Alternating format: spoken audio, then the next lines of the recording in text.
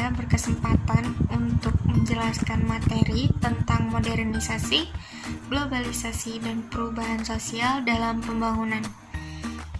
Mari langsung saja kita mulai video penjelasan ini sekarang. Pertama-tama, saya akan menjelaskan terlebih dahulu mengenai pengertian modernisasi. Modernisasi adalah suatu proses transformasi dari suatu arah perubahan ke arah yang lebih maju atau meningkat dalam berbagai aspek dalam kehidupan masyarakat. Secara sederhana dapat dikatakan bahwa modernisasi adalah proses perubahan dari cara-cara tradisional ke cara-cara baru yang lebih maju, di mana dimaksudkan untuk meningkatkan kesejahteraan masyarakat. Adapun teori modernisasi dan pembangunan pada dasarnya merupakan sebuah gagasan tentang perubahan sosial yang dalam perjalanannya telah menjadi sebuah ideologi. Perkembangan ini adalah akibat dari dukungan dana dan politik yang besar dari pemerintah dan organisasi maupun perusahaan swasta di Amerika Serikat serta negara-negara liberal lainnya. Semua itu menjadikan modernisasi dan pembangunan sebagai suatu gerakan ilmu antar disiplin ilmu-ilmu sosial yang memfokuskan kajian terhadap perubahan sosial. Akibatnya, menjadikan teori modernisasi tidak hanya sekedar industri yang sedang tumbuh, tetapi telah menjadi sebuah aliran pemikiran. Selanjutnya, mengenai globalisasi. Pengertian globalisasi itu sendiri adalah fenomena khusus dalam peradaban manusia yang bergerak terus dalam masyarakat global dan merupakan bagian dari proses manusia global itu sendiri. Kata globalisasi diambil dari kata global yang memiliki makna universal. Ahli sosiologi Indonesia, yakni Sela Sumarjan, menyebutkan globalisasi sebagai terbentuknya sistem organisasi dan komunikasi antar masyarakat di seluruh dunia untuk mengikuti perubahan sistem dan kaidah yang sama. Modernisasi dan globalisasi mempengaruhi seluruh aspek penting dalam kehidupan, termasuk sosial budaya. Modernisasi dan globalisasi saat ini telah menimbulkan pengaruh terhadap perkembangan budaya bangsa Indonesia. Berikut adalah dampak positif globalisasi dalam bidang sosial budaya. Yang pertama, meningkatkan pembelajaran mengenai tata nilai sosial budaya, cara hidup, dan pola pikir yang baik dalam ilmu pengetahuan dan teknologi dari bangsa lain yang telah maju. Kedua, meningkatkan etos kerja yang tinggi, suka bekerja keras, disiplin, mempunyai jiwa kemandirian, rasional, sportif, dan lain sebagainya. Adapun dampak negatif globalisasi dalam bidang sosial budaya yang pertama adalah semakin mudahnya nilai-nilai barat masuk ke Indonesia, baik melalui internet, media televisi, maupun media cetak yang banyak ditiru oleh masyarakat.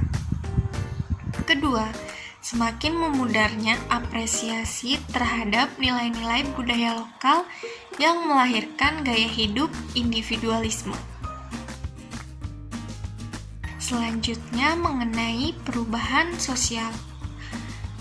Pengertian perubahan sosial itu sendiri yakni perubahan nilai-nilai sosial, pola-pola sosial, interaksi sosial, pola perilaku, organisasi sosial, lembaga kemasyarakatan, lapisan-lapisan masyarakat, serta susunan kekuasaan dan wewenang.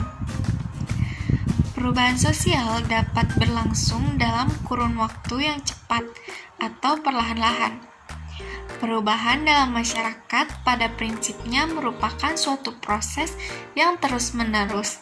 Artinya, setiap masyarakat pada kenyataannya akan mengalami perubahan. Akan tetapi, perubahan antar kelompok dengan kelompok lain tidak selalu sama, serta banyaknya faktor-faktor yang dapat mempengaruhi. Berikut beberapa faktor yang mendorong terjadinya perubahan. Yang pertama, kontak dengan kebudayaan lain.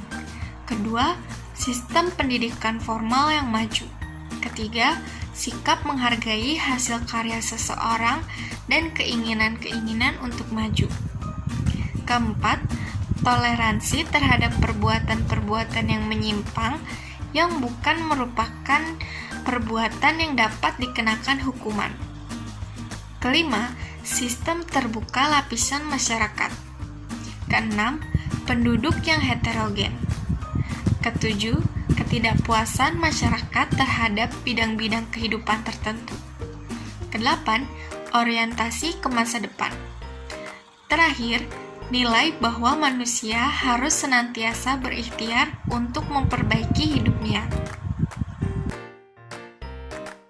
Selanjutnya, ada pun beberapa jenis perubahan sistem dalam stratifikasi sosial. Pertama, pembagian kerja menjadi semakin sulit. Hal ini terjadi bersamaan dengan meningkatnya jumlah spesialisasi. Kedua, status cenderung berdasarkan atas prestasi. Hal ini menggantikan status yang awalnya berdasarkan asal-usul. Ketiga, alat yang memadai untuk mengukur pelaksanaan pekerjaan. Keempat, peranan pekerjaan bergeser. Yang awalnya dari kegiatan yang memberikan kepuasan hakiki ke peranan sebagai alat untuk meningkatkan kesejahteraan. Hal ini berarti pekerjaan berfungsi sebagai alat untuk mendapatkan ganjaran ketimbang sebagai ganjaran itu sendiri. Kelima, ganjaran yang tersedia untuk didistribusikan meningkat. Keenam, ganjaran didistribusikan atas dasar yang lebih adil. Ketujuh, terjadinya pergeseran dalam peluang hidup di berbagai strata sosial. Kedelapan, terjadinya pergeseran dalam distribusi gengsi sosial. Meskipun keuntungan menjadi masyarakat modern dibandingkan menjadi masyarakat tradisional, dalam hal ini masih menjadi tanda tanya. Terakhir, pergeseran dan masalah serupa dapat juga terjadi dalam distribusi kekuasaan. Sekiranya seperti itu yang dapat saya sampaikan, kurang lebihnya mohon maaf. Terima kasih dan wassalamualaikum warahmatullahi wabarakatuh.